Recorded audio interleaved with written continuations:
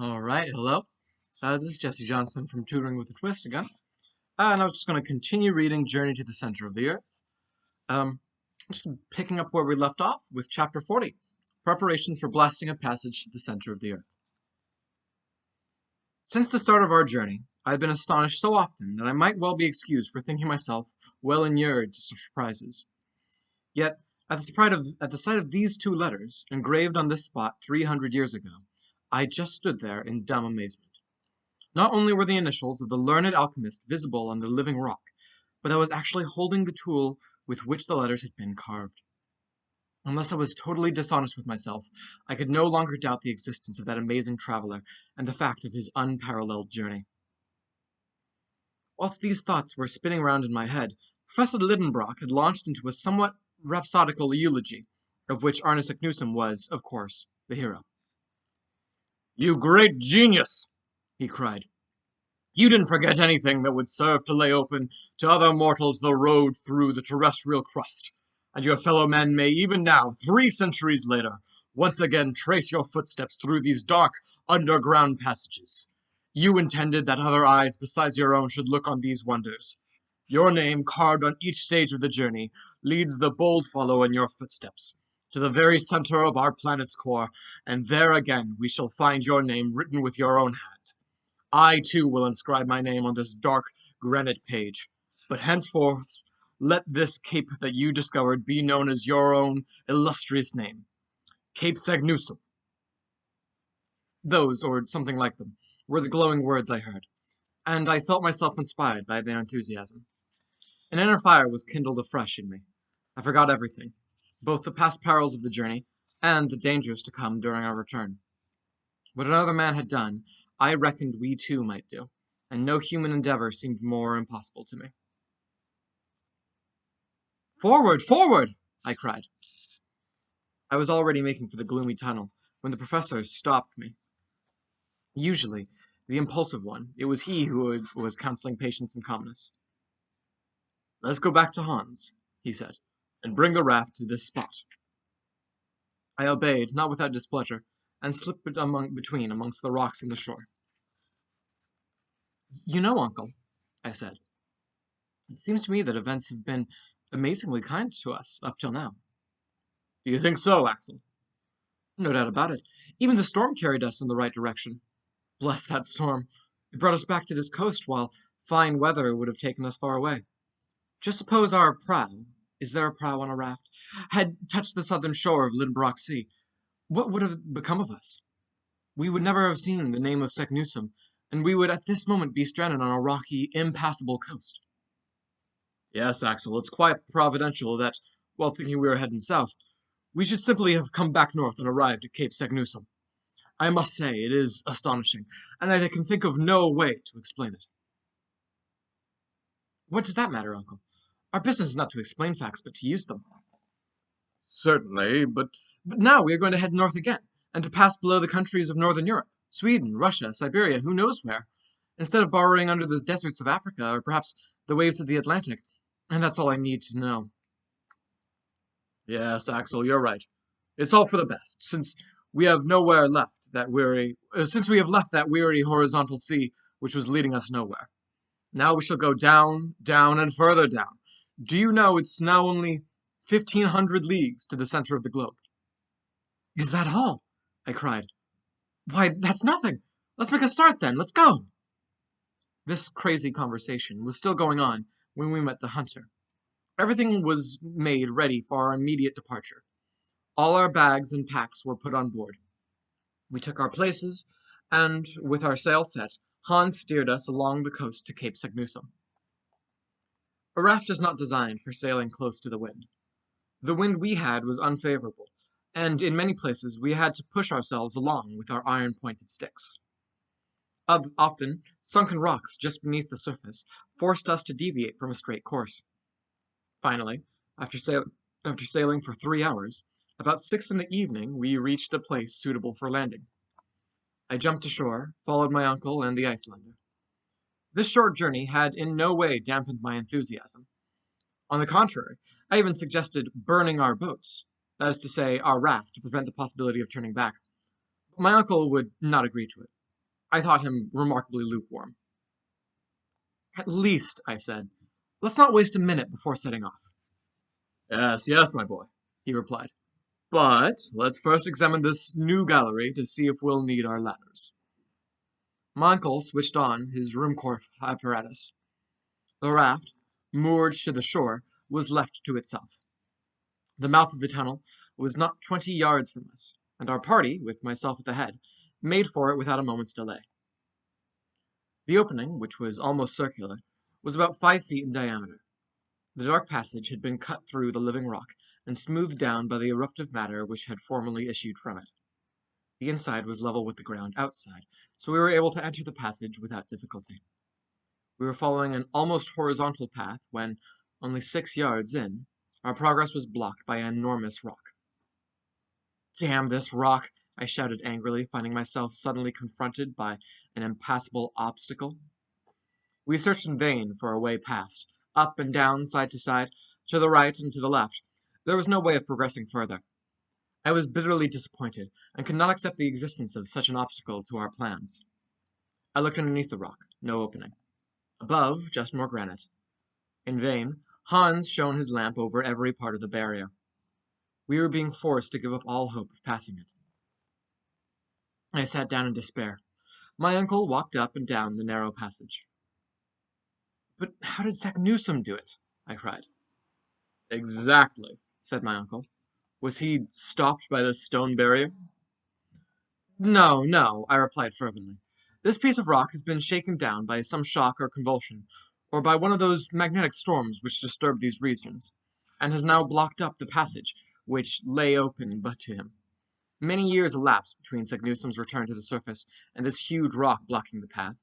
Isn't it obvious that this gallery was once open to lava flow, and that at that time there must have been free movement along it? Look, there are recent cracks grooving the granite ceiling. This roof itself is formed of fragments of rock that were carried along. It consists of enormous stones, as if some giant's hand labored to build it. But at some time the downward pressure was greater than usual, and this rock, like the falling keystone of a ruined arch, has slipped down to the ground and blocked the way.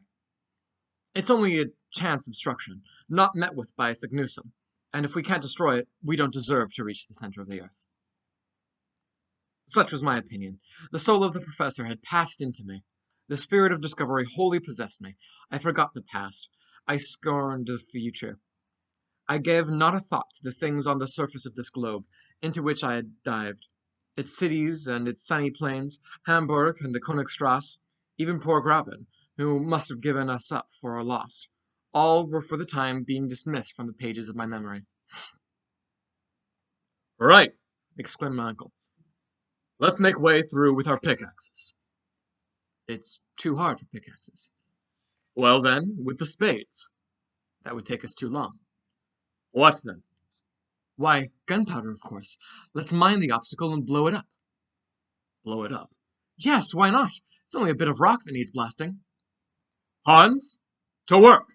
Shouted my uncle. The Icelander returned to the raft, and soon came back with a pickaxe which he used to make a hole for the charge. It was no easy task. It required a hole large enough to hold 50 pounds of gun cotton, whose explosive force is 4 times that of gunpowder. I was almost beside myself with excitement. While Hans was at work, I was helping my uncle prepare a slow match of wetted powder wrapped in linen. This'll do the trick, I said. It certainly will, replied my uncle. By midnight, our mining preparations were complete. The charge was rammed into the hole, and the slow match uncoiled along the gallery, with its end outside the opening. A spark would now be enough to set the whole device off. Tomorrow, said the professor. I had to resign myself to waiting 6 long hours. Chapter 41. The Great Explosion and the Rush Down Below. The next day, Thursday, the 27th of August, was an important date in our subterranean journey.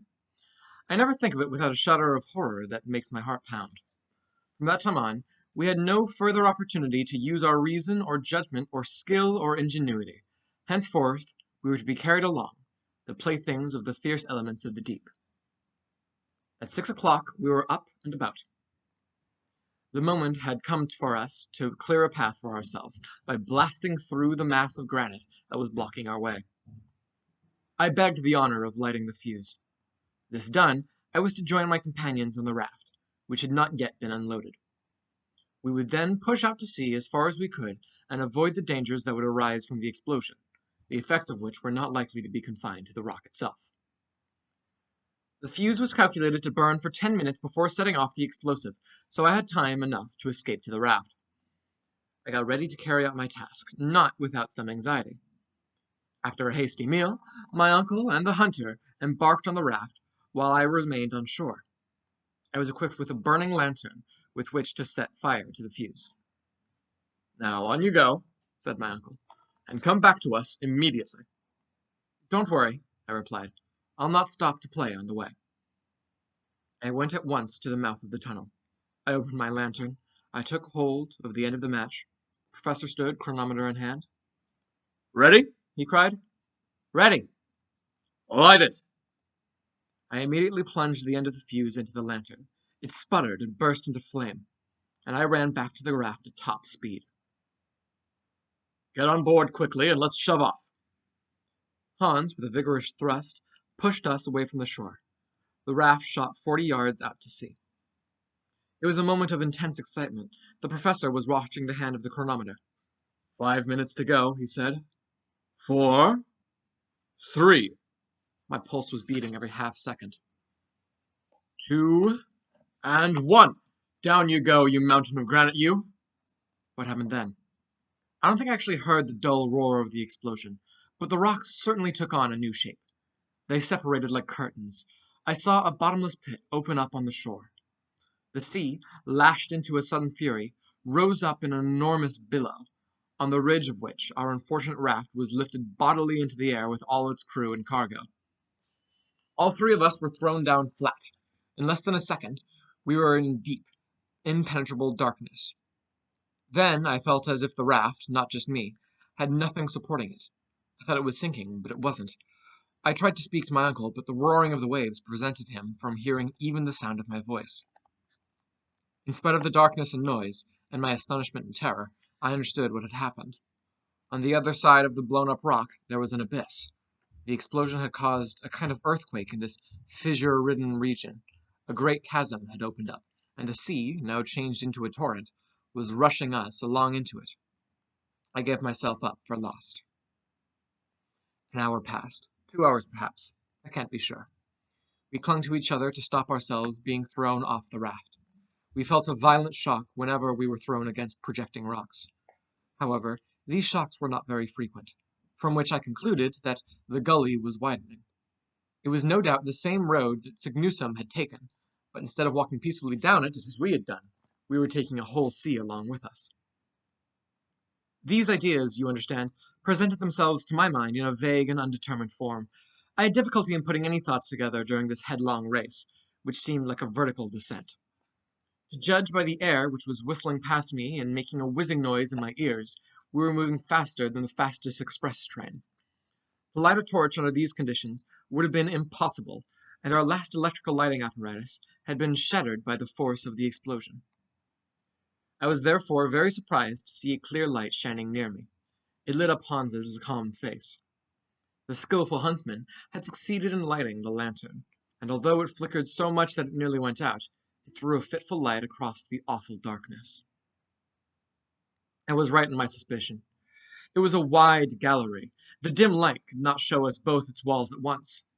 The fall of the waters, which were carrying us away, exceeded that of the swiftest rapids in the American rivers. Its surface seemed to consist of a sheaf of arrows hurled with inconceivable force. I cannot convey my impressions by a better comparison. The raft, occasionally seized by an eddy, spun round as it flew along. When it approached the walls of the gallery, I lit them up with the light of the lantern, and I could more or less judge just how fast we were moving by noticing how the jagged projections of the rocks spun into endless ribbons and bands, so that we seemed to be held within a network of shifting lines. I reckoned we must be traveling at 30 leagues per hour. My uncle and I looked at each other with haggard eyes, clinging to the stump of the mast. which had snapped off the first shock of our great catastrophe. We had kept our backs to the wind, so as not to be suffocated by the rapidity of a movement which no human power could restrain. Hours passed, no change in our situation. But then I discovered something that complicated matters and made them even worse than we thought. Attempting to put our cargo into somewhat better order, I found that the greater part of the articles we had loaded on to the raft had disappeared at the moment of the explosion. When the sea broke in on us with such violence, I wanted to know exactly what we had saved, and with the lantern in my hand I began to check. Of our instruments, none were saved, except the compass and the chronometer. Our stock of ropes and ladders was reduced to the bit of cord rolled round the stump of the mast. Not a spade, not a pickaxe, not a hammer remained, and, a disaster we could at least cope with, we had only one day's provisions left. I searched in every crack and cranny on the raft. There was nothing else there. Our provisions were reduced to one bit of salt meat and a few biscuits. I stared at the remains of our supplies blankly. My mind could not take in the seriousness of our loss. And yet, what was the use of worrying about it? Even if we had enough provisions to last for months, or even years, how were we to get out of the abyss into which we were being hurled by this irresistible torrent? Why should we fear the horrors of starvation when death was swooping down upon us in a multitude of other forms? Would we actually survive long enough to starve to death? However, by some inexplicable trick of the mind, I forgot my present dangers to contemplate the menacing horrors still to come. In any case, was there still a chance that we might escape the fury of this rushing torrent and return to the surface of the globe? How? I had no idea. Where? It wouldn't matter, but one chance in 1,000 is still a chance, whilst contemplating death from starvation left us no hope at all. I considered telling my uncle the whole truth, showing him the dreadful straits in which we were reduced, and calculating how long we might expect to live. But I had the courage to stay silent. I wanted to leave him calm and under control. At that moment, the light from our lantern slowly dimmed and then went out. The wick had burnt itself out. Black night reigned again, and there was no hope left of our being able to dissipate a darkness which we could almost feel. We still had one torch left, and we couldn't have kept it lit. Like a child, I closed my eyes firmly, so as not to see the darkness. After quite some time, our speed increased. I could tell by the way the currents of air were blowing into my face. The descent became steeper. I thought we were no longer slipping down, but falling down. I had the impression we were dropping vertically. My uncle's hand and the strong arm of Hans held me tightly.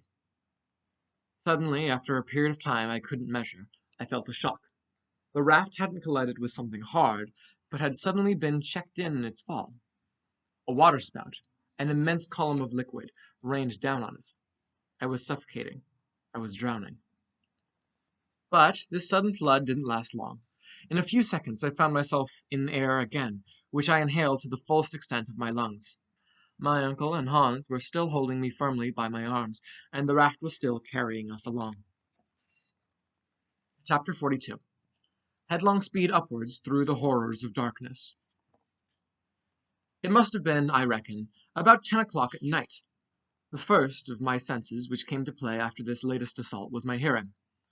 All at once I could hear, and it really was something to hear. I could hear the silence of the gallery after the din for which hours had stunned me. Eventually these words of my uncle came to me in a vague murmur. "We're ascending." "What do you mean?" I cried. "We're going up! We're going up!" I stretched out my arm. I touched the wall and pulled back my hand. It was bleeding. We were climbing forward extremely quickly. "The torch! Light the torch!" shouted the professor. Not without some difficulty, Hans managed to light the torch, and the flame, rising on the wick in spite of our rapid ascent, threw out enough light to show us what kind of place we were in. "Just as I thought," said the professor. "We're in a narrow shaft, not 24 feet wide. The water had reached the bottom of the gulf. Now it's rising to find its level, and it's carrying us with it." "Where to?" "I've no idea, but we must be ready for anything. We're rising at a speed which I would estimate at 12 feet per second, which makes 720 feet per minute, or a little over 8 miles an hour. At that speed we could go far." Yes, if nothing stops us, and if the shaft has a way out. But supposing it's blocked, if the air is condensed by the pressure of this column of water, we'll be crushed. Axel, replied the professor with perfect calmness, our situation is almost desperate. But there are some possibilities of deliverance, and it is these that I'm considering. If at any moment we may perish, so equally at any moment we might be saved. So let's be prepared to grasp even the slightest opportunity. But what will we do now? Recover our strength by eating. At these words I fixed a haggard eye on my uncle. The unpleasant truth I had been so unwilling to confess, now at last would be told. Eat, did you say? Yes, at once. The professor added a few words in Danish, but Sean shook his head mournfully. What? Cried my uncle. Have we lost our provisions? Yes, here's all we have left. One bit of salt meat for the three of us. My uncle stared at me as if he couldn't understand what I was saying. Well, I said, do you still think we've any chance of being saved? My question remained unanswered. An hour passed. I began to feel the pangs of violent hunger. My companions were suffering too, and not one of us dared touch the wretched remnants of our once plentiful store. But now we were climbing at great speed. Sometimes the air would stop us breathing, as happens to aeronauts who ascend too rapidly. But whereas they suffer from cold in proportion to their ascent, we were beginning to feel the opposite effect. The heat was increasing in a way that was causing us great anxiety. By now the pressure was certainly up to around 40 degrees. What could such a change mean? Up to this point, the evidence had supported the theories of Davy and Lidenbrock. Until now, the particular conditions of non-conducting rocks, of electricity, and of magnetism had tempered the general laws of nature, giving us only a moderately warm climate. For the theory of a central fire remained, to my mind, the only one that was true and explicable. Were we then headed to where the phenomena of central heat ruled in all their rigor, and would reduce the most solid of rocks to a state of molten liquid? I feared so, and said as much to the professor. If we aren't drowned, or shattered to pieces, or starved to death, there's still the possibility that we'll be burned alive and reduced to ashes. At this, he shrugged his shoulders, and returned to his own thoughts. Another hour passed, and except for some slight increase in the temperature, nothing new happened. Right, he said. We have a decision to make. A decision about what? He said. We must keep our strength up. If we ration our food in order to try to prolong our existence by a few hours, we will simply continue to be very weak right to the end. And the end is not far off. So, if there is any chance of us saving ourselves, if a moment for active exertion presents itself, where will we find the strength we need, if we allow ourselves to be weakened by hunger? Well, uncle, when we have eaten this bit of meat, what will we have left? Nothing, Axel. Nothing at all. But will you do any more good to devour it with your eyes and with your teeth? Your thinking is that of a man with neither sense nor spirit. But aren't you in despair? I shouted irritably. No, certainly not, was the professor's firm reply. What? Do you think there is still some chance of being saved? Yes, I do. So long as one heart beats, so long as the body and soul stay together, I cannot agree that any creature endowed with a will need despair of life. Resolute words, these. A man who could speak in such a way, under such circumstances, was no ordinary man. Well, then, what do you mean to do? I asked. Eat what is left of the very last crumb, and restore our fading strength. This meal will perhaps be our last. So be it, then. But at any rate, we shall once more be men, and not exhausted, empty bags. Right.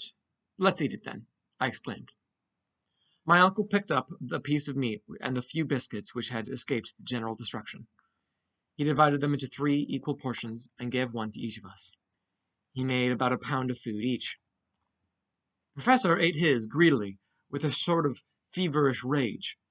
I ate without pleasure, almost with disgust.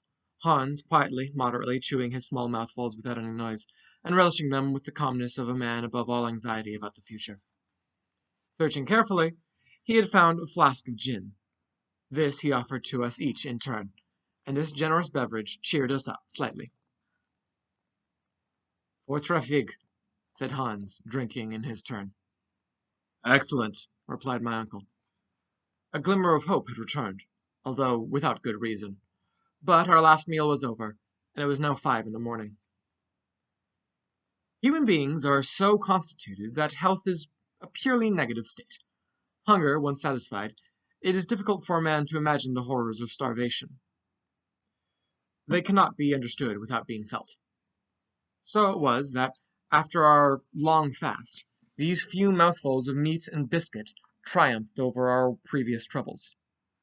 But as soon as the meal was over, we each of us felt deep in thought.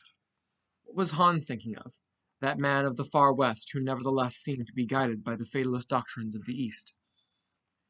As for me, my thoughts consisted of memories, and they carried me up to the surface of the globe, which I ought never to have left. My house in the Königstrasse, my poor dear Graben, that kind soul Martha, flitted like visions before my eyes, and in the dismal rumblings that were from time to time coming through the rock, I thought I could distinguish the roar of traffic of the great cities above me on the earth. My uncle was still concentrating on his work. Torch in hand, he tried to get some idea of our position by observing the strata. This calculation could, at best, be but a vague approximation. But a scientist is always a scientist, if he succeeds in remaining calm, and assuredly Professor Littenbrock possessed calmness to a surprising degree. I could hear him muttering geological terms. I could understand them, and, in spite of myself, I felt interested in this final geological study. Eruptive granite, he was saying. We're still in the primitive period, but we're going up, higher and higher. Who knows where? Yes, who knows where. With his hand he was examining the perpendicular wall, and in a few more minutes he continued. This is nice. Here's some mica schist. Ah! Soon we'll come to the transition period, and then... What did the professor mean? Could he be trying to measure the thickness of the crust of the earth that lay between us and the world above? Had he any means of making this calculation? No, he hadn't got the manometer, and no guesswork could make up for that. The temperature kept on rising. It felt like we were in an oven. I could only compare it to the heat of a furnace at the moment when the molten metal is running into the mold. Bit by bit, we had been forced to throw off our coats and waistcoats. The lightest covering became uncomfortable, even painful. Are we heading up into a fiery furnace? I cried at one point, when the heat was increasing rapidly. No, replied my uncle. That's impossible, quite impossible. But, I answered, feeling the wall, this wall is burning hot. At the same moment, touching the water, I had to draw back my hand quickly. The water's scalding! I cried. This time, the professor's only answer was an angry gesture. Then I was gripped by an overwhelming terror from which I could not free myself. I felt a catastrophe was approaching, something so awful that the boldest imagination could not conceive of it. A vague notion took hold of my mind, and was fast hardening into certainty. I tried to repel it, but it kept coming back. I didn't dare put it into words. Yet a few involuntary observations confirmed my thoughts. By the flickering light of the torch, I could distinguish contortions in the granite strata. A phenomenon was unfolding, in which electricity would play the principal part. And then there was this unbearable heat, this boiling water. I took a look at the compass. It had gone crazy. Up next is chapter 43, but I think we're going to stop off there for today. We're quite near the end, so I believe next time will be our last until we pick up another book. Thank you very much for joining me, and I'll see you next time.